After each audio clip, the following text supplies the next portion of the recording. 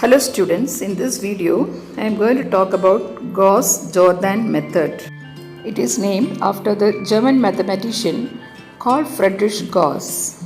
He championed the use of row reduction to the extent it is commonly called as Gaussian elimination.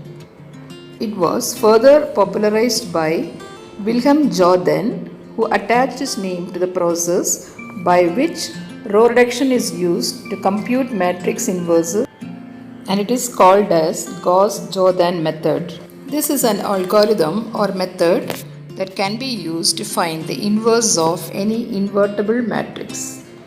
It depends upon three elementary row operations. Let us recollect those three elementary row operations. A separate video is uploaded on elementary row operations. Please watch that. First one, we can swap any two rows. Second, we can multiply or divide each element in a row by a constant. Third is replace a row by adding or subtracting a multiple of another row to it. Let us now see how to use Gauss-Jordan method to find the inverse of the matrix given. We will name it as A. Step 1 is we have to write the augmented matrix. That is, write matrix A on the left and the identity matrix I on its right, separated with a line. Our objective is to convert the matrix A into an identity matrix using elementary row operations. The elementary operation should be done on the matrix I as well. So it gets converted into A inverse. So matrix A is converted to I and I is converted to A inverse.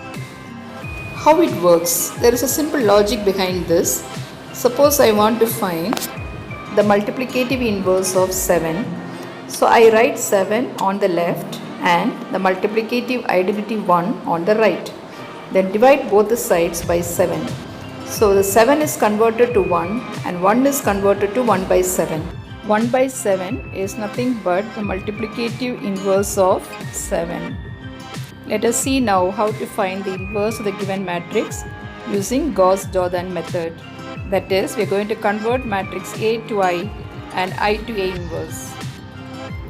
Let us take this example. Matrix A is given. Step 1 is write matrix A on the left, matrix I on the right, and in between draw a line. Take the first column. The first element is 1. We have to convert the second and third element as zeros.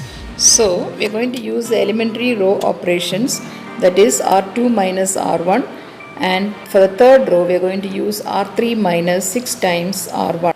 Remember, these operations are done on the identity matrix as well. So those rows are changed, you can see that. Now go to second row, second element, then third row, second element, then third row, third element, then second row, third element, first row, third element, then go to first row, second element. I followed a pattern here. It is not necessary that you should follow this pattern. If you follow this pattern, you can easily convert the matrix A into identity without affecting the elements that you already changed. Now second row, second element is 1.